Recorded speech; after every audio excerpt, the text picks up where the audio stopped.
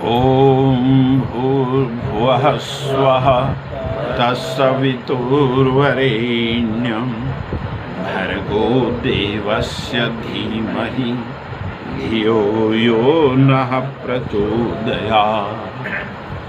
अज्ञानतिमिरान्धस्य ज्ञानाञ्जनशलाकया चक्षुरुन्मीलितं येन तस्मै श्रीगुरुवे नमः। सर्वे भवन्तु सुखिनः, सर्वे सन्तु निरामयाः, सर्वे भद्राणि पश्यन्तु मा कश्चित् दुःखमाप्नुयात्। ॐ विश्वानि देव सवितर्दुरितानि परासुव यद्भद्रं तन्न आसुव। ॐ शांति शांति शांति।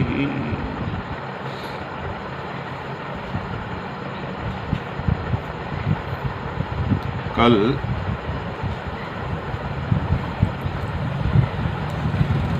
मुफ्तखोर न बने इस विषय पर सत्संग में चर्चा कर रहे थे।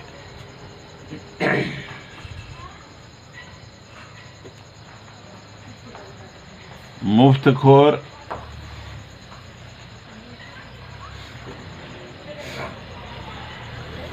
सहज दूसरे की संपदा उपलब्ध हो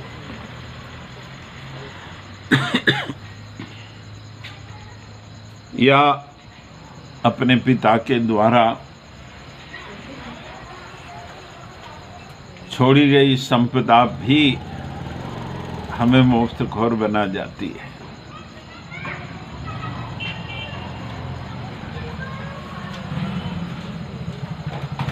इसमें आने वाले समय की भविष्यवाणी भी थी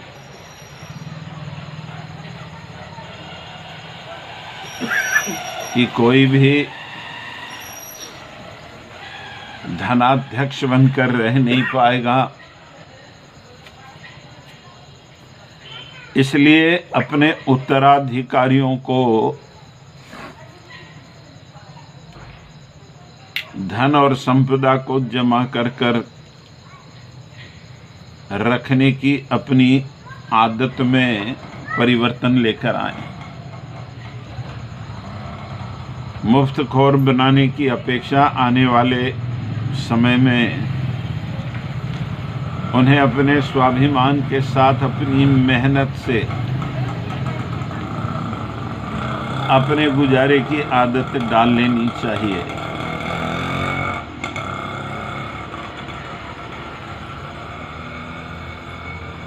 अपना पेट खाई जितना चौड़ा ना करें,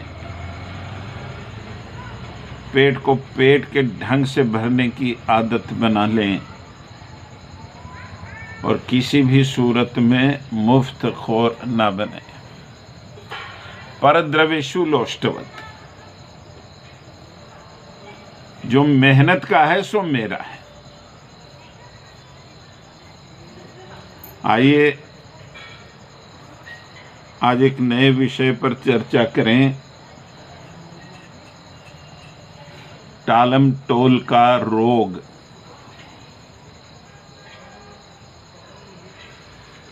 इसका अर्थ यह है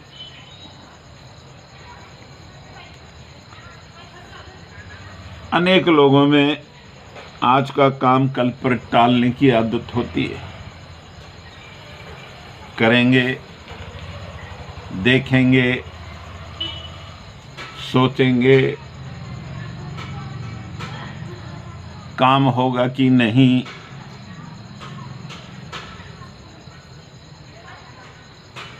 एक कहावत है राजस्थान में कि जो रोते हुए जाते हैं मरे हुए की खबर लाते हैं।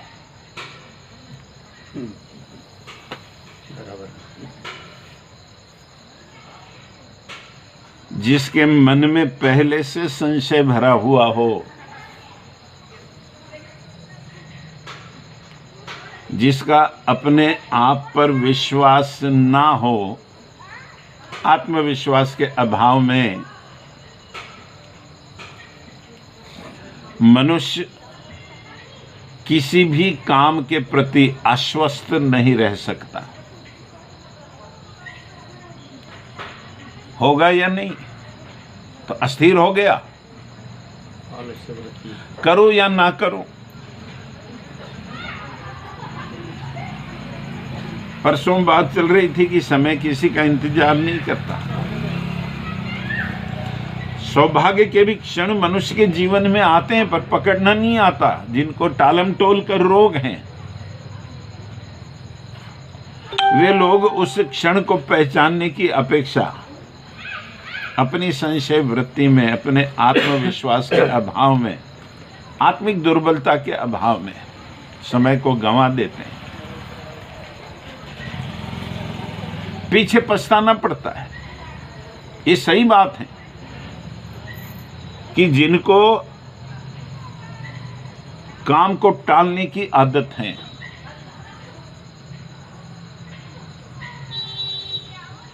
जो संशयी हैं, जिनमें आत्मविश्वास का अभाव है, उनके काम कभी पूरे नहीं होते। क्षमताएं हैं पर आधा अधूरा काम छोड़ देना पड़ता है। किसी ने आशंका जताई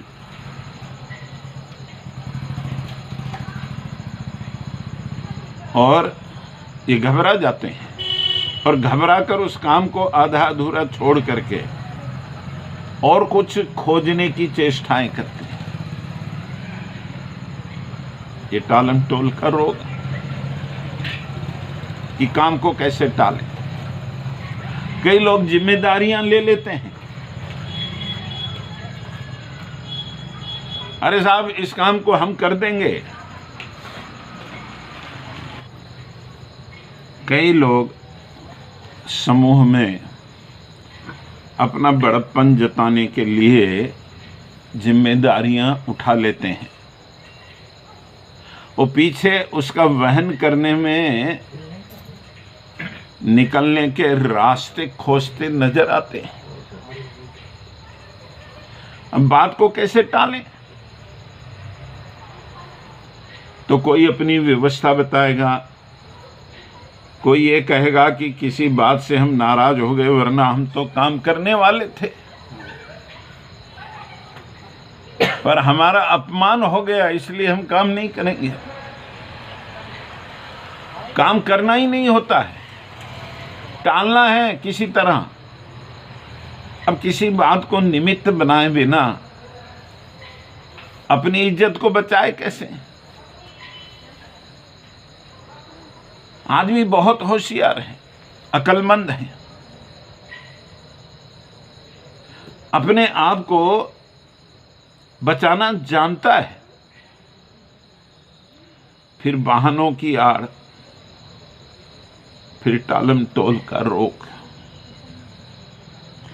गुरुदेव तो कहते हैं कि जिस व्यक्ति में टालम टोल का रोग लग जाता है, वह अपने जीवन में अनेक काम नहीं कर सकता, बल्कि उसके सारे काम अधूरे पड़े रह जाते हैं। देखिए ना, टालम टोल का रोग जिसको लगता है कि मान लो कि कोई किसान अपनी बुआई को आज की अपेक्षा कल परसों पर टाल दें, बुआई के पश्चात जो खाद पानी देनी है उसको भी टाल दें, कटाई के समय भी टालने वाली उसकी प्रवृत्ति विकसित, उसकी प्रवृत्ति काम करने लगे, तो फसल ही नहीं आई। समय पर फसल का काम करना पड़ेगा। बच्चा रो रहा है और मां दूध पिलाना टाल दें तो शिशु का विकास ही रुक जाएगा। अनेक समस्याएं टालम टोल के इस रोग के कारण उत्पन्न होती है। पर आदमी इसको समझे, कल अभ्यास करेंगे। विद्यार्थी सोचता है अभी परीक्षा बहुत दिन बाद होनी है, इतनी जल्दी क्या है, टालते रहो। और जब सामने परीक्षा खड़ी हो जाती है तो उस परीक्षा के भूत से घबराने लगते हैं। घबराहट में मस्तिष्क काम नहीं करता, कुछ याद ही नहीं होता। ये टालने का प्रभाव है। भाई नियमितता का, अनुशासन का, व्यवस्था तंत्र का महत्व इसीलिए कि आदमी समय पर अपना काम करे, अनुशासित होकर के अपना काम करें। एक छोटी सी वस्तु जगह पर ना रखो तो समय पर मिलती नहीं। आज आपको किसी वस्तु की आवश्यकता है और कल परसों आप उसको लेकर आओ तो समय तो निकल गया, पीछे पछतावे के सिवा और कुछ व्यक्ति के हाथ में नहीं रहता। आलस्य और प्रमाद के कारण कई बार आदमी जो हैं टालम टोल के रोग से ग्रसित हो जाता है। बड़े लोगों में खासकर ये बात दिखाई देती है। सब कुछ जगह पर मिलता है, पानी भी ऑर्डर दे करके मंगवाते हैं और पीते हैं। घर में सेवक होते हैं, नौकर चाकर होते हैं और उनको खुद जाकर के पानी लेकर पीने की आदत नहीं होती। एक बड़ी सुंदर घटना है। एक नवाब के बेटे को घुड़सवारी करते हुए किसी गांव में चला गया, वहां प्यास लगी तो पानी की तलाश करने लगा तो कुआं दिखाई दिया कहीं। झांक कर देखा तो कुएं में पानी तो था और बाल्टी और रस्सी भी रखी थी, पर नवाब का बेटा पानी निकाल कर पीना उसकी शान के खिलाफ है।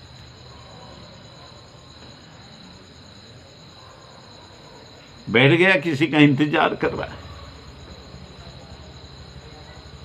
कि कोई आए और मुझे पानी पिलाए, प्यास तो लगी।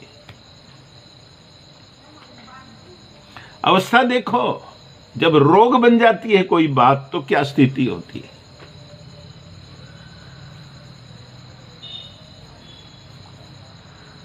इतने में एक व्यक्ति फिर आया, वो भी घोड़े पर सवार था। वो किसी अमीर का बेटा था।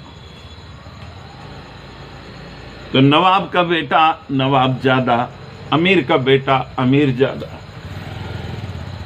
उसे भी आदत नहीं, प्यास तो लगी। इसने उसे ऑर्डर किया, क्योंकि हमको घर में ऑर्डर करने की आदत रही। कहा मैं नवाब का बेटा नवाबजादा हूं, मुझे पानी पिलाओ। उसके बाजू बैठते हुए उसने कहा कि मैं अमीर का बेटा अमीरजादा हूं, तो मुझे पानी पिलाओ। दोनों बैठ गए, प्यास तो दोनों को लगी। अब क्या करें, दोनों इंतजार कर रहे हैं। फिर एक व्यक्ति आया, दोनों ने कहा कि हमको पानी पिलाओ। उसने कहा क्यों भाई, मैं क्यों पिलाऊं?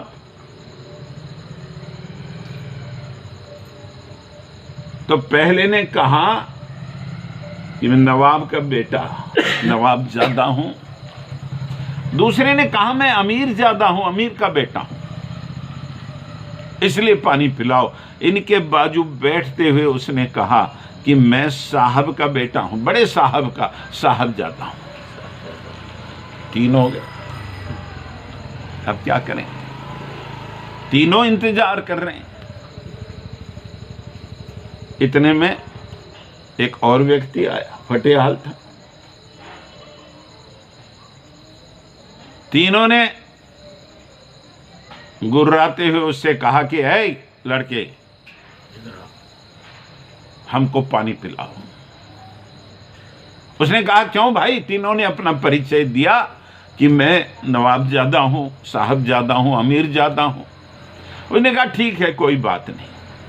उसने बाल्टी अंदर डाली, कुएं से पानी निकाला, खुद पिया और बाल्टी और रस्सी कुएं में डालते हुए बोला मैं हरामजादा हूं, कहकर चला गया।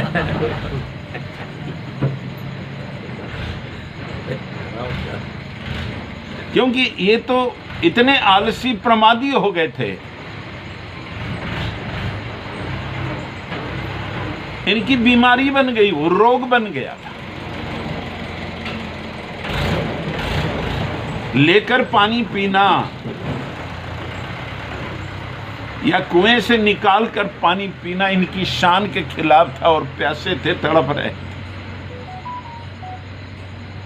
ये कहानी अनेक लोगों की है। कहानी के दर्पण में देखते हैं तो कई बार हमको लगता है कि कहीं ऐसी भूल हम भी तो नहीं करते हैं। बाहर से चिल्लाता है आदमी मां को, पानी लाना, मुझे प्यास लगी है। इतना भी स्वावलंबन उसके पास नहीं होता कि 2 कदम चलकर जहां पानी रखा है वहां से पानी लेकर के पी ले। नहीं, वो ला कर दें, वो थोड़ी देर हो गई तो आग बबूला भी हो जाते हैं। समझता नहीं मैं कब से पानी मांग रहा हूं। मां व्यस्त है या पत्नी व्यस्त है, ये पी ले तो क्या बिगड़ जाए, पर नहीं, आदमी तो रोग से ग्रस्त है, मांगने की आदत है। टालम टोल का यह रोग जब आलस्य के रूप में, प्रमाद के रूप में और दुर्बल मानसिकता के रूप में विकसित होता है तो व्यक्ति कोई काम नहीं कर पाता ठीक से, और जो करता है उसको आधा अधूरा करता है।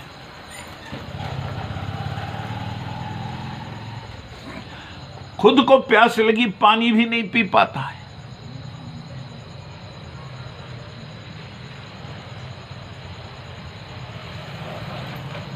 इतना पराश्रित हो जाता है।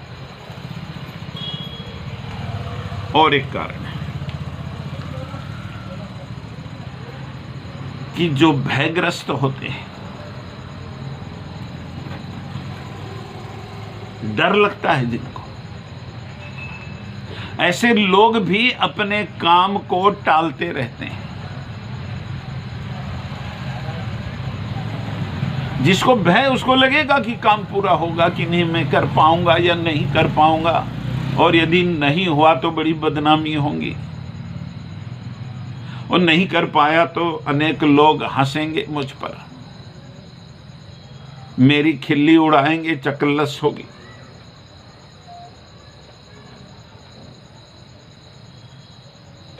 इतना सब जब व्यक्ति सोचता है तो बात को टालने की कोशिश करता है। भीतर यदि किसी प्रकार का दब्बूपन है, दुर्बलता है, तो आदमी किसी अधिकारी से मिलना टालेगा, रिश्तेदार के यहां जाने में संकोच का भाव भीतर है तो वहां जाना भी टालने की कोशिश करेगा कि और कोई चला जाए, मैं न जा पाऊं। ये टालने वाली बात है। जरा सोचो कि सीमा का रक्षक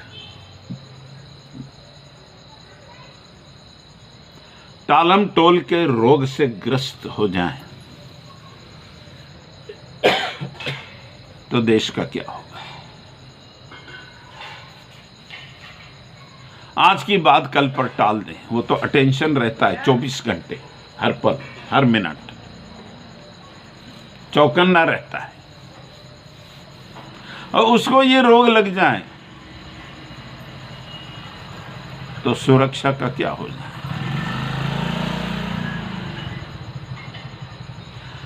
शिक्षक पढ़ाने में प्रमाद करें तो विद्यार्थी का क्या हो? विद्यार्थी पढ़ने में टालम टोल के रोग से ग्रसित हो जाए तो उसके भविष्य का क्या हो?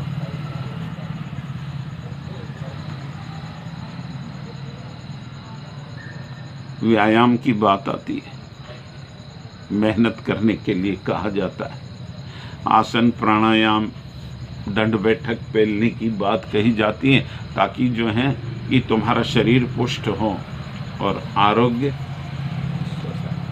बना रहे। पर आज नहीं कल शुरू करेंगे, कल नहीं परसों।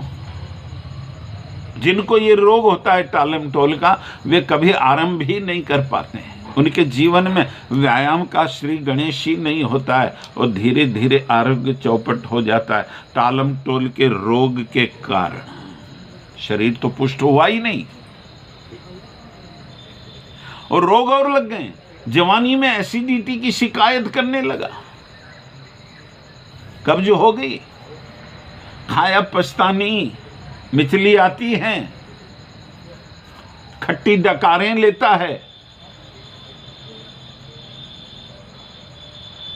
जब कहा गया था तो टालता रहा। अब वो टालता रहा या रोगों को पालता रहा, ये विचारणीय बात बनती है। जो लोग समय का ध्यान नहीं रखते, समय संयम,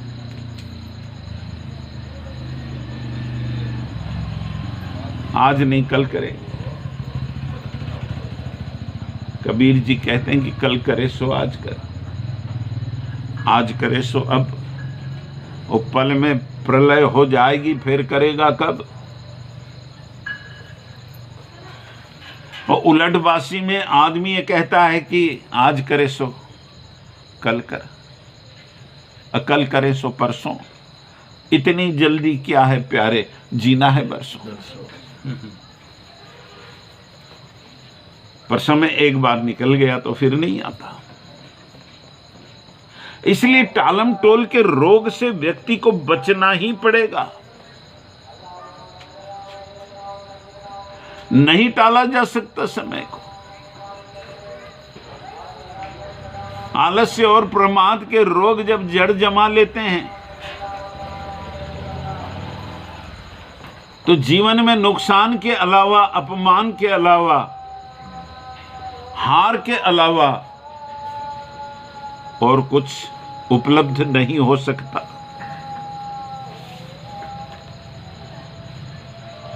कई लोग अपने जीवन में व्यस्त दिखाई देते हैं, पर टालम टोल के रोग से ग्रस्त होते हैं, इसलिए अपना कोई भी काम पूरा नहीं कर पाते। ये कहा जाता है कि अरे दिन भर गधे की तरह मेहनत करता है, पर इसके तो भाग्य में यश लिखा ही नहीं है।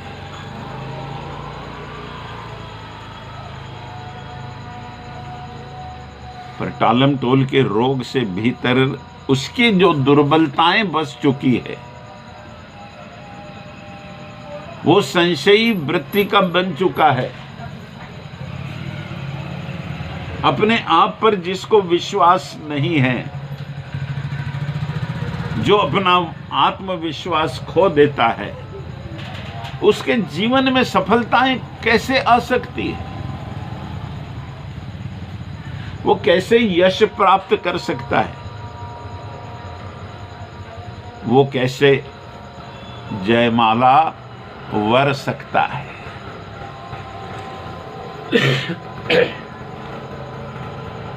फिर अपने कामों को किसी तरह बोझ मान करके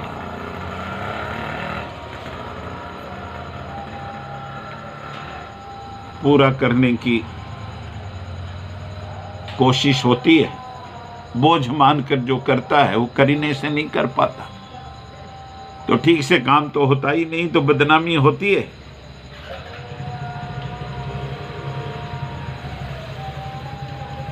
धीरे धीरे ऐसा व्यक्ति निराशा की गर्त में चला जाता है। वो ये मान लेता है कि मैं कुछ नहीं कर सकता, मेरे जीवन में सफलता लिखी ही नहीं है, मुझे यश मिल ही नहीं सकता, ऐसा मैं मान लेता हूं।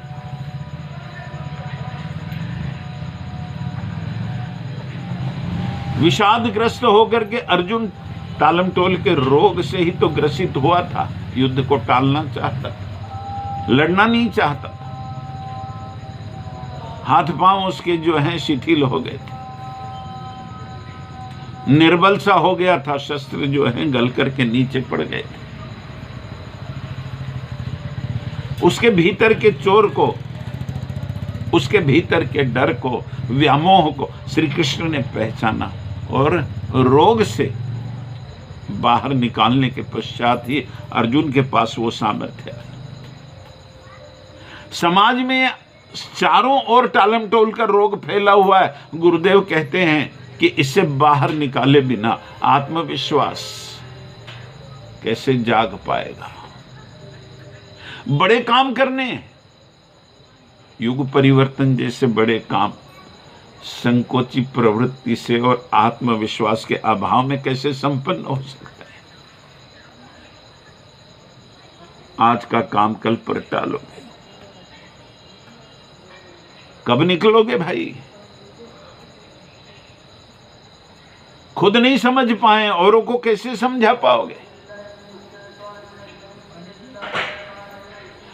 समाज को इस टालमटोल के रोग से बाहर निकालने के लिए एक प्रशिक्षण अभियान चलाने की आवश्यकता है। अनेकों के मन की इस दुर्बलता को बाहर निकालने के लिए उनके भीतर साहस जगाने की आवश्यकता है,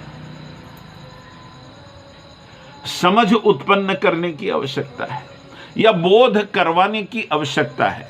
तब जाकर के जो है इस रोग से हम निजात पा सकते हैं। और जैसे ही रोग से निजात पाता है आदमी, अपने आप को स्वस्थ, चुस्त, फुर्तीला अनुभव करता है। समाज को स्वस्थ, चुस्त और फुर्तीला बनाना है तो हम लोगों को किसी के साथ बात करते समय, उपदेश देते समय, संपर्क में आते समय अपने साथी के भीतर छिपी हुई दुर्बलताओं को बाहर निकालने का प्रयास करना चाहिए। घर में बच्चों में आज की बात कल पर टालने की आदत बन गई है तो ये आगे जाकर बड़ा खतरा उत्पन्न कर सकती है। इसका भविष्य अंधेरे की गर्त में फंस सकता है। ये सोच करके अभी से जो है उसको इससे बाहर निकालने की चेष्टाएं कर देनी, आरंभ कर देनी चाहिए। गुरुदेव कहते हैं कि बेटा, युग परिवर्तन केवल घोषणाओं से नहीं आएगा। इसके लिए समाज में जहां जहां छिपे हुए ये रोग हैं, इनको ढूंढ ढूंढ कर निकालना पड़ेगा और इनका नाश करना पड़ेगा, वरना इनसे ग्रस्त समाज स्वस्थ कैसे बन सकता है। मनुष्य का चित्त स्वस्थ हो, विचार सुदृढ़ सशक्त हो, इरादे मजबूत हो, तभी तो परिवर्तन की आशा की जा सकती है। इसलिए टालम टोल के इस रोग को नष्ट करने के लिए हम सबको प्रयास करने चाहिए। ओम शांति ही शांति ही शांति।